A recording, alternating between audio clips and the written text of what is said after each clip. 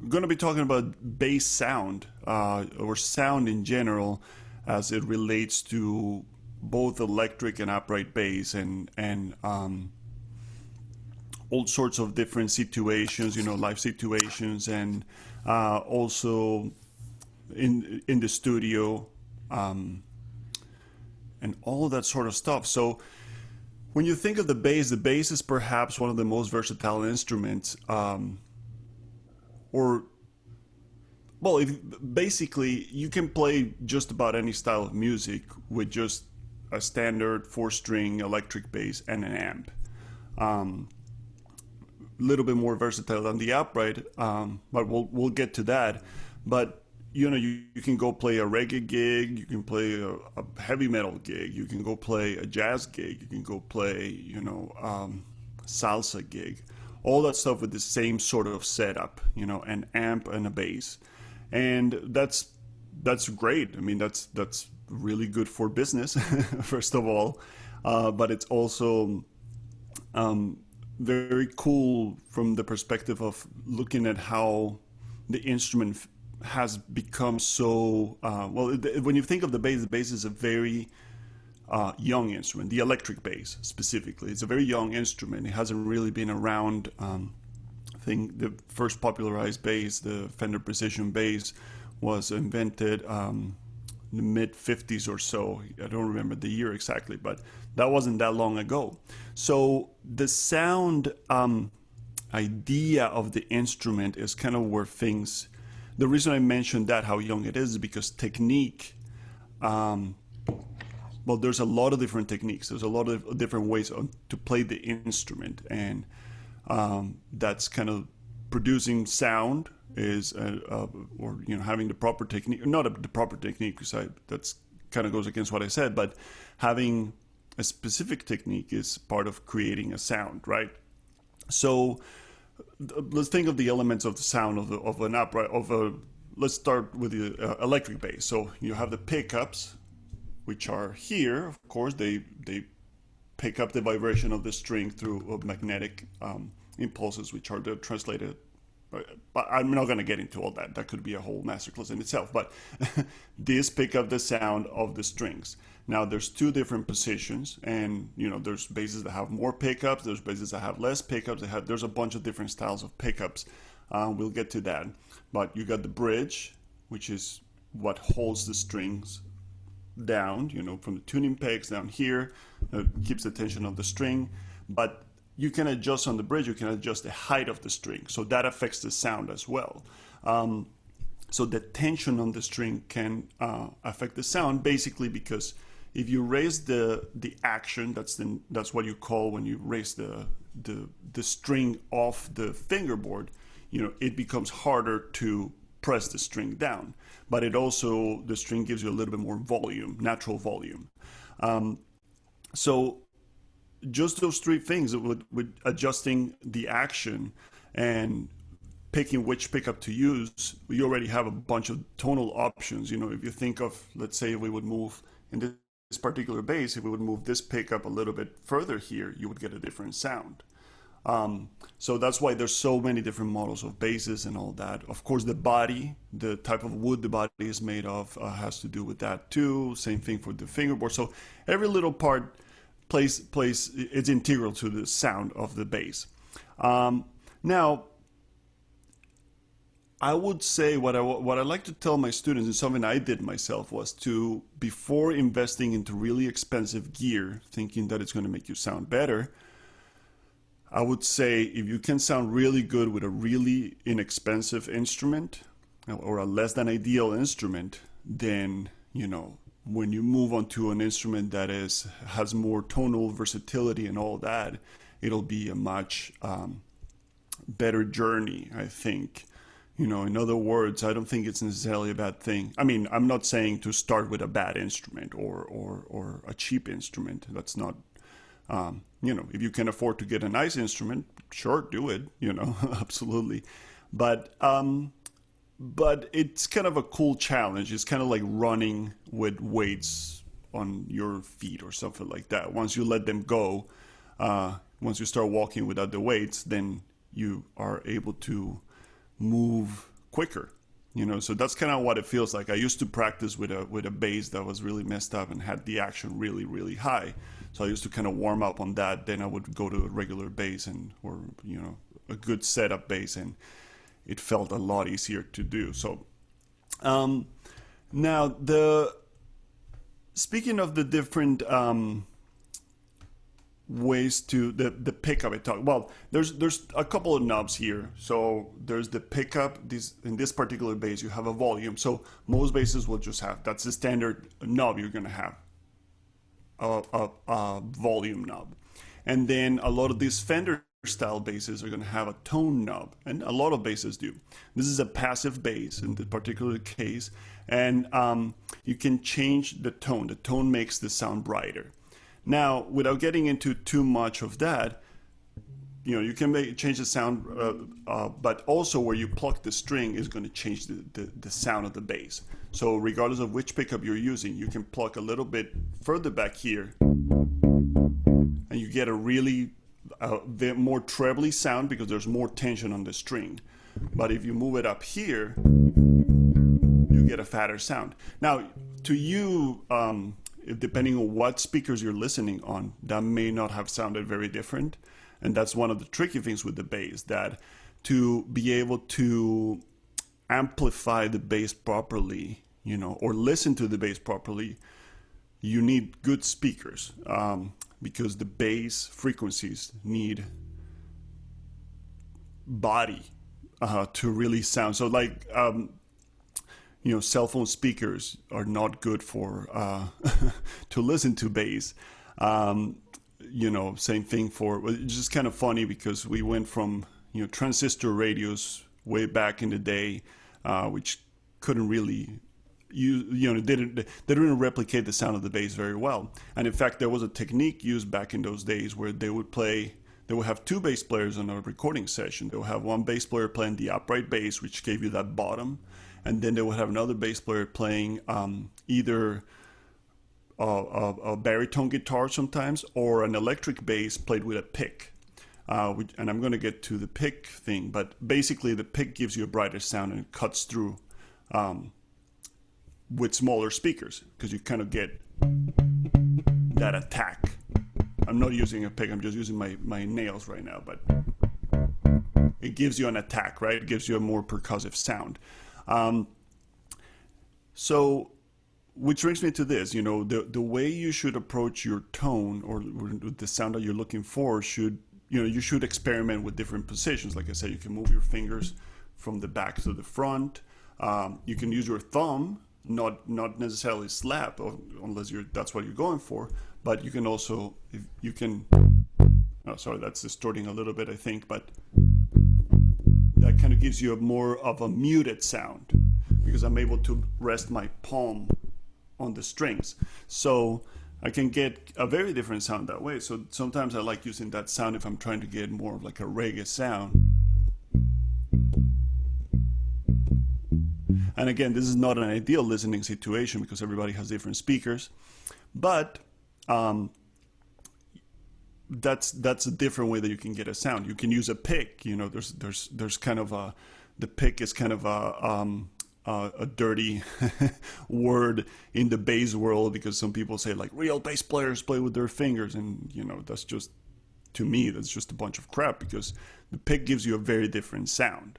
So there's sounds that you can get with the pick that it's practically impossible to get with your fingers, and vice versa. One is not a replacement for the other.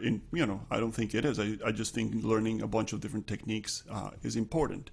By the same token, if you're if you're trying to emulate this out of an upright bass on an electric bass, I try to approach it kind of like I would play an upright bass. And the technique is a little bit different because on the upright bass, your finger would be to the side, and I can make a demonstration in a minute. Got my upright bass over here. I just got to pick it up. But basically, just look for the sound that you want with the tools that you have. The tools are only as good as the carpenter. So that's if you start with that idea, I think that's a really good. You're going to set yourself up for success. It's going to take a lot of time of experimenting and all of that stuff, and then as you learn more about things, then you'll realize, oh, okay, well, I need to do this. So let me. I'm going to pick up the bass, the upright bass, really quick to show a couple of things here.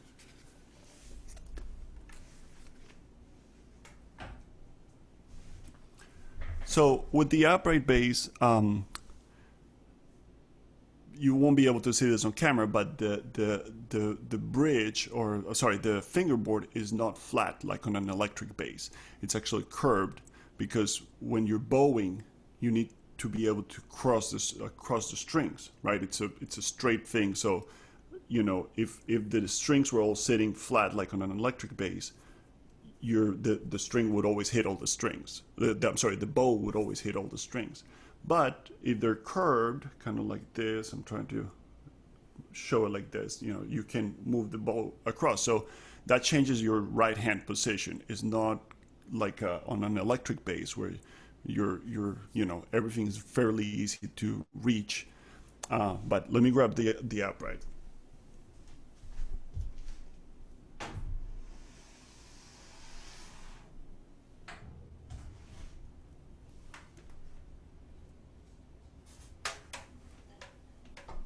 All right, so a quick thing. This is not an ideal camera angle, but actually for what I wanted to talk about, you can see how down here, basically your hand, the way I would play this is kind of anchoring my thumb on the side of the fingerboard and then plucking the string to the side, not against the body. So like I said, there's a curve, so it's hard to tell, but you kind of pull it across, so your hand's going to go in a curve. Now you can see bass players that do this too. They kind of go into electric bass technique, and that's perfectly acceptable if you're getting the sound that you want. You see some guys that tend to play up here for ballads or softer sounding stuff because you don't get the attack. So it's very similar to the idea of moving your hand around from the electric, the position like I explained earlier between the pickups, or from the bridge to the fingerboard. Same thing happens here. And one thing about the upright, I'm going to put this down for a second. One thing that's interesting about the upright is that I think there's been a resurgence in the use of the upright because of advances in pickup technology and amplification. So I think more people have, especially in the last 10 years, I think more people have picked up the instrument. It's become more ubiquitous on it's always been there in jazz, but like there was a moment where all of these bands that were kind of folk based were using the upright a lot. And part of that was the advancement in technology, some pickups that were more resistant to feedback. And stuff like that. So when you turn up the volume pretty loud, specifically I speak of those larger stage-oriented music because the bass, you gotta go louder. So the bass tends to be, an upright bass would tend to, being that it has a big acoustic body, is going to tend to feedback, and that can be a big issue with that. So there's been advancements in technology, as I mentioned, that have helped with that. But the pickups, specifically, I think the pickups are kind of one of the trickiest things on upright, because there's a handful of models, but upright basses all sound so different from each other. Even if it's like one is exactly made like the other, they're still going to have a different sound. There's a lot of moving parts. So there's a lot of wood. If you change the strings, you're going to get a different sound. So my bass, for example, when I first bought it, it was brand new and it was a very bright sounding bass. So the strings that I had been using for years on my old bass just didn't sound the same. So I had to change the strings because they were too bright and I didn't like the sound. So same thing with the pickup. I had a pickup on it that I had used for years and it just didn't sound the same. But I liked the sound of the bass acoustically better. So Pickups, I use the full circle, Fishman full circle, which is a great pickup. It sits, basically replaces one of the bridge adjusters. That's another thing that's going to affect the sound, where you place it on the bass. Much like an electric, where the pickup sits on the bass, same thing happens with the upright. And the upright specifically, if you think of low frequencies, we measure them in hertz. A hertz basically is it shows you the number. So the lower the frequency, the lower the hertz, which means the longer it takes to complete a cycle. A cycle is what produces the sound. So if you've heard the term, A440, that's 440 hertz, and that wavelength, that's basically how it's represented. That has a specific cycle, which is, like I said, measured by hertz. Low frequencies that cycle tends to take longer to complete. So the perception of the human ear is going to be that low frequencies tend to be, as compared to like a right cymbal, for example, which is a high frequency, the bass is going to feel a little bit behind. It's going to feel like it speaks a little bit quieter, or a little bit later, if you will. So, some people famously, like Ray Brown, made up for that by playing more on top of the beat. Now, it's tricky because the higher you go, especially when you're playing jazz, you're walking bass lines all around the bass. So the higher you go in register, the faster the note speaks, right? Because the higher the note, the faster the frequency. So it's kind of funny because sometimes you can actually start rushing if you're going up there. So it's just little things like that you learn to adjust over time. But pickups are always, the kind of the two industry standards these days, I think, are the full circle and the realist. There's a couple of models of the realist. The classic one sits under the foot of the bridge, and I had one of those for years, and I've heard it sound really good on some basses. On my bass, it was always tricky for me to try to get the sound that I wanted. But again, I mentioned earlier to try to do the best that you can with what you have, and which brings me to the following, to other equipment things like an amplifier. But to finish the idea of the realist, I never got a tone that I was incredibly happy with, and that more than the pickup could have been my bass, the way that pickup sounded on my bass. And a lot of those pickups work with pressure, with the pressure of the bridge, which is basically what puts the pressure on the bridge are the strings. So if it's off by a little bit, if the foot doesn't fit the bass exactly, it can change the sound. So it's very, very little things like millimetric adjustments that can change the sound slightly. Of course, the more trained you get, the more you start hearing the difference in tones. I remember when I first started playing, I couldn't really, bass just sounded like a bass to me. I mean, I could understand there was a difference, but it wasn't as obvious as when I started. The longer I played, the more I could tell the difference between a tone, and then you start realizing, oh, this guy has their tone roll up or whatever. That you start figuring out how to get those tones. So that brings me into when I spoke at the beginning. I said that bass was very versatile. So that's a tricky thing, because if you're doing a top 40 gig, for example, you may go from something that was recorded in the 1950s with an upright bass to something that was recorded in the 1960s with an electric bass with flat wound strings, like a Fender P bass with flat wound strings. Then go to something in the 70s with like a jazz bass with bright strings and slap, to something in the 80s, which is more like a fretless thing. So there's a lot of ground to cover there in just one gig, and achieving all those kind of iconic tones for a lot of those songs is difficult with just one instrument. But you can make adjustments, like I was saying, with your hands and EQing. So I wanted to talk about amps really quick, because the amplifier is kind of one of the more important parts of your bass sound, really. And there's no easy answer. I mean, if you go to a website, a music gear website, and you look at amps, there's hundreds of bass amps. So what do you go for? What do you get? What makes one amp better than the other? And it all comes down to taste and what you like. That's the part that's difficult, and that's why people keep buying gear years after years after years after years. Even if they're happy with something, they're always looking for something more. So thinking of the amp, what I like, I usually need an amp that I can double on. So double means play electric bass and upright bass at the same gig. So I need something that's going to sound good with the upright and it's going to sound good with the electric. And usually a 12-inch size speaker does the job for me personally, because it's not very boomy. It doesn't have a lot of low end like a 15-inch speaker does.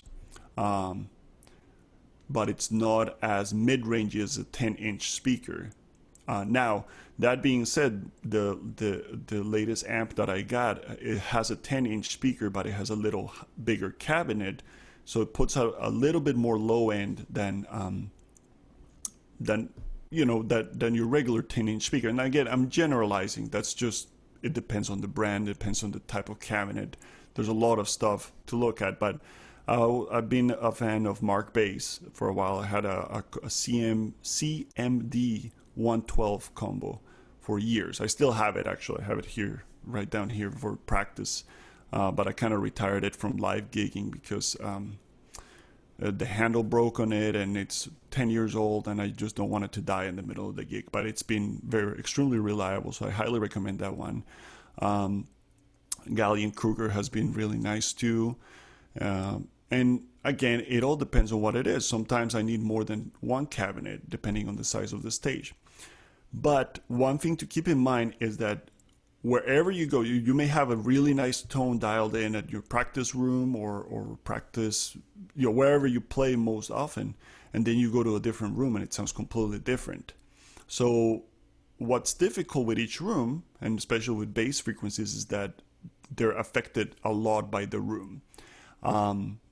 And also your position on stage. So what I hate sometimes that, being the bass player, I'm kind of in the back, if I'm in a small room, they tend to put me against the wall in the back, and I get all these standing waves, like low frequencies that are just kind of sitting there.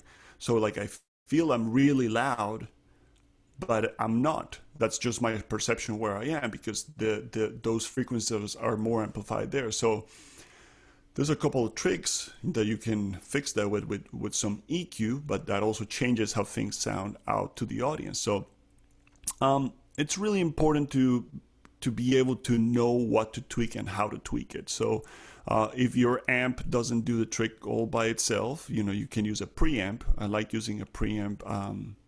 I forgot the brand. I thought I had it here, but it's a 2-channel preamp that I plug in my electric on one channel and the upright on the other channel, and that one has a low cut, so I can cut some of the really, really low frequencies that are not as necessary. So kind of the area where the rumble and muddiness of the sound lives, I can cut some of those out.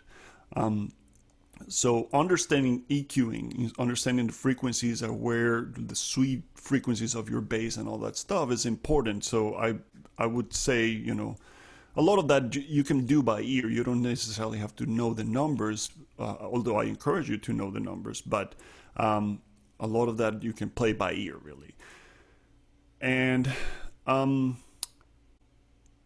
live performances, that's I mentioned standing in a small room, but what happens when you're on a big stage, and it doesn't have to be that big, but for example, for the Clearwater Jazz Holiday, I've had to play, it's usually an outdoor venue, and from the stage things can get pretty loud, in situations like festivals where you have very little time between acts, everything kind of needs to be, we get a chance to do a sound check earlier, but everything just needs to be coordinated just right. So but you have big speakers because you're outside. So as a bass player, you're getting a lot of information from the back of the speakers, low end, that is kind of exaggerated. So what I like to do in situations like that is actually roll off a little bit of the low end of my amp on stage that I'm using for monitoring. That way I don't feel as loud. I'm kind of using the front of the house to give me a little bit of that low end, and I'd rather just get more definition on stage. So especially if I'm playing upright, so I can actually hear my intonation. So also, in many cases like that, I like to tell the sound guys to not run the bass through the subs, because a lot of times there's subs on the stage, or to turn down the volume on the subs, because the subs are basically speakers that get, are designed to amplify those very low frequencies.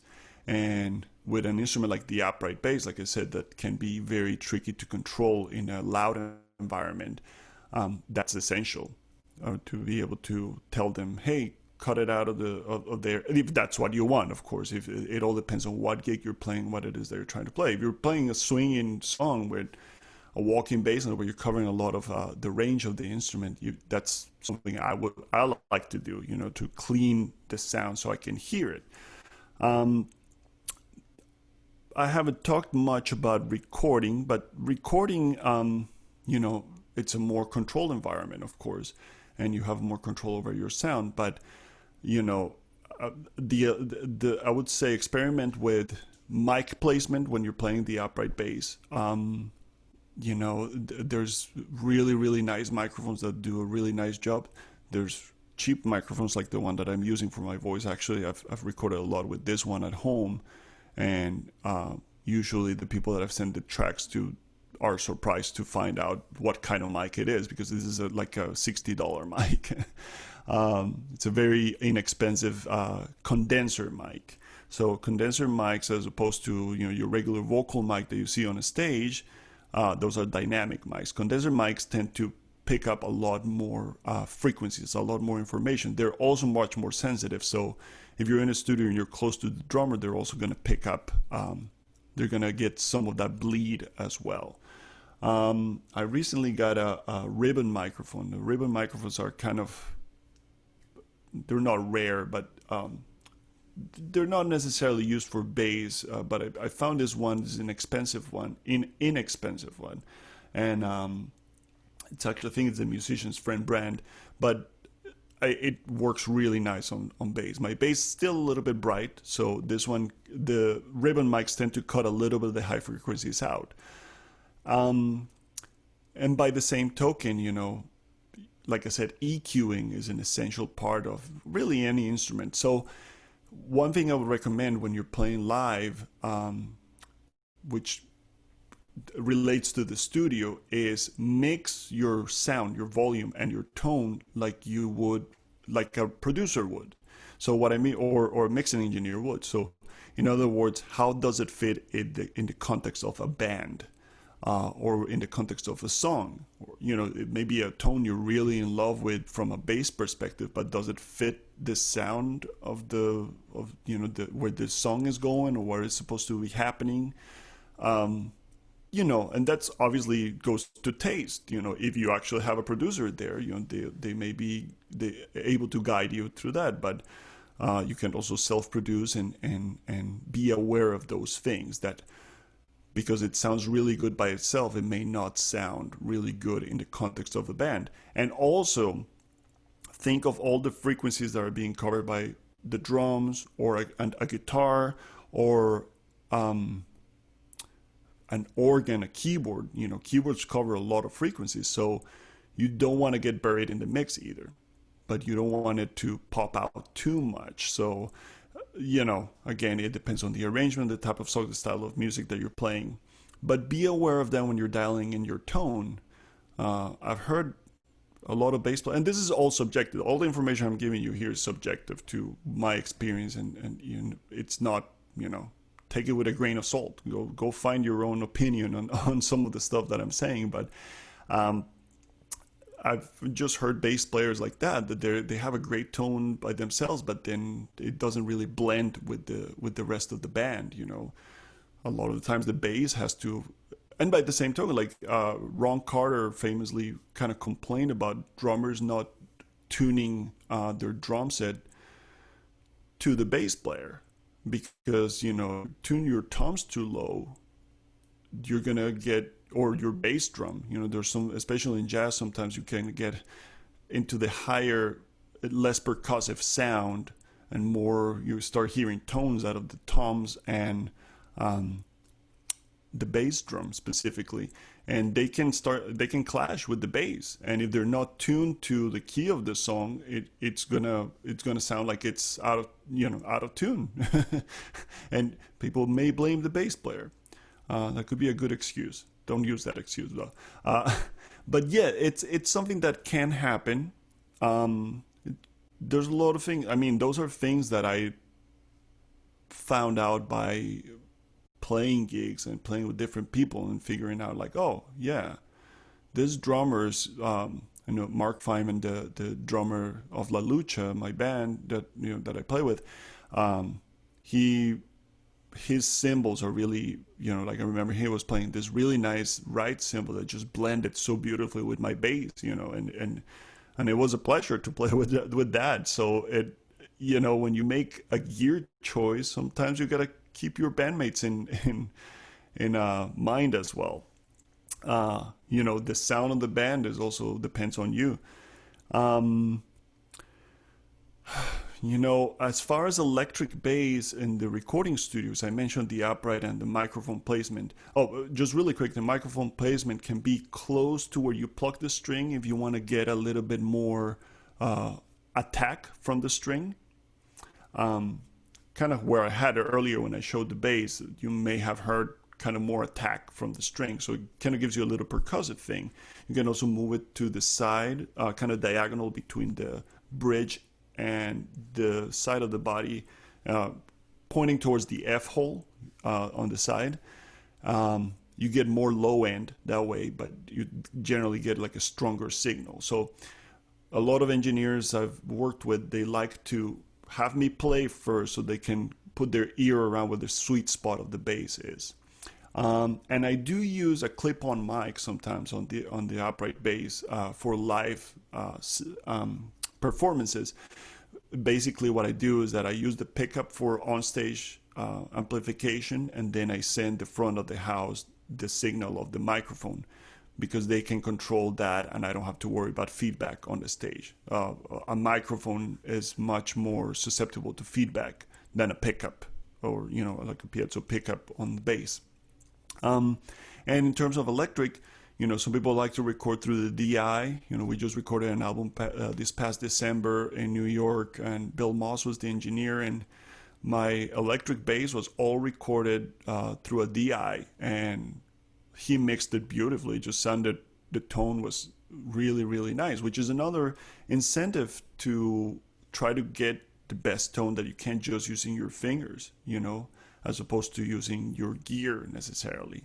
So he he got it sounding, you know, I don't know how much tweaking he did to it, but even in playback, it sounded really good to me. So um, that's something to keep in mind. So sometimes, but also see how much of the essence of your tone is. So be able to tell an engineer, hey, I really like the sound of the bass through this amp. Can we mic the cabinet? Can we mic the amp? Or, you know, little different things like that do make a difference. So learn to communicate with the sound engineer. Learn to communicate with the, you're both live in a recording.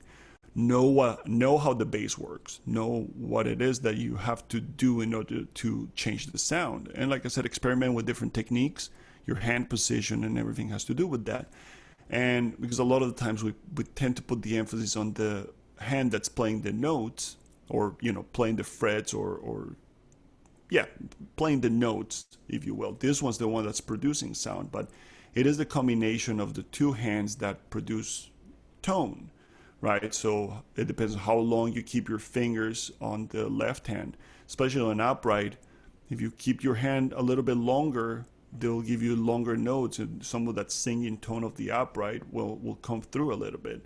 You can compare, you can hear like Ray Brown was kind of one of the first guys that really concentrated on getting those longer tones. And then you hear guys that really kind of milk that a lot, like Red Mitchell actually tuned his bass in fifths, and he could play very melodic stuff, and because the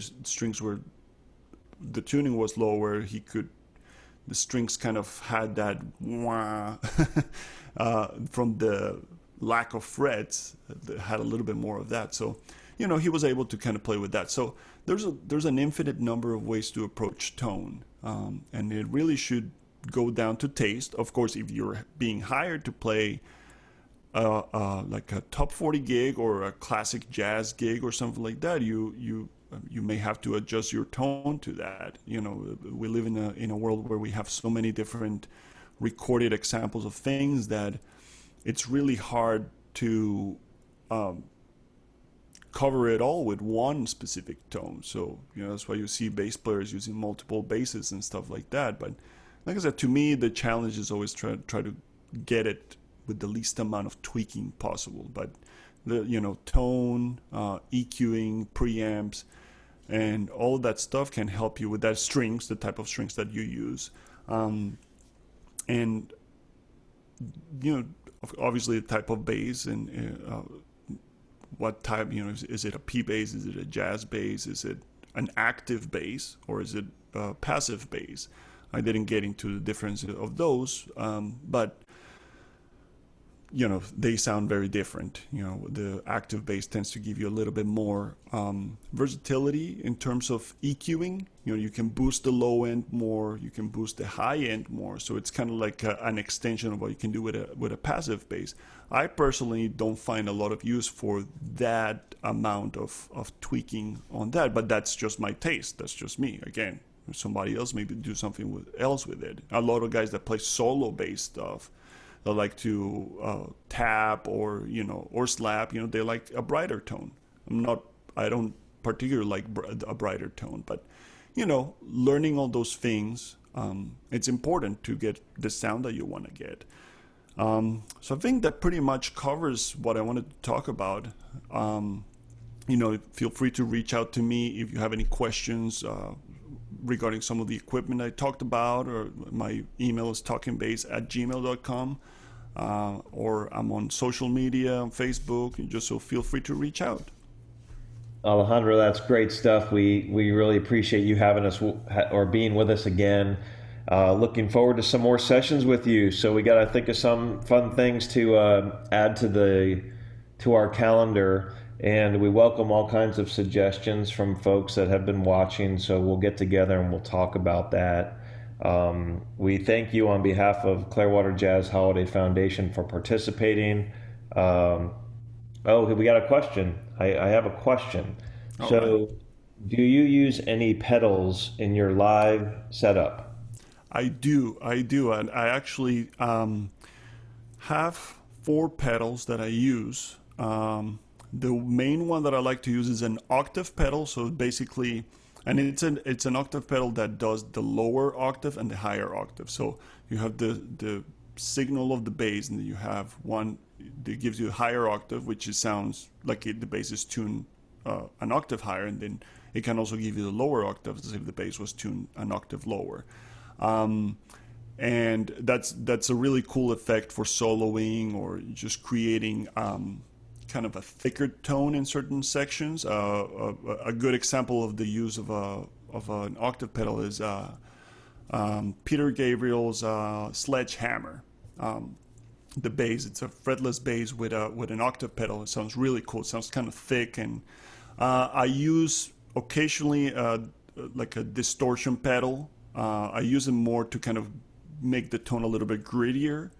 I use a filter pedal, which is it almost sounds like a wah-wah, like it gives you this pwap, pwap, pwap sound. It's like based on a synthesizer, but it kind of gives it that kind of cool 1970s funk thing. And And I use a delay pedal that sometimes I use it for soloing if it's like a slower song. I kind of use them almost like more like a reverb pedal. So I do use pedals, I use them kind of sparingly, for specific things, but I love being able to tweak the pedals because I know there's some pedal boards that are already kind of made, or everything's in the box. So like if you want to tweak something, you have to go into edit mode, etc. It's all digital.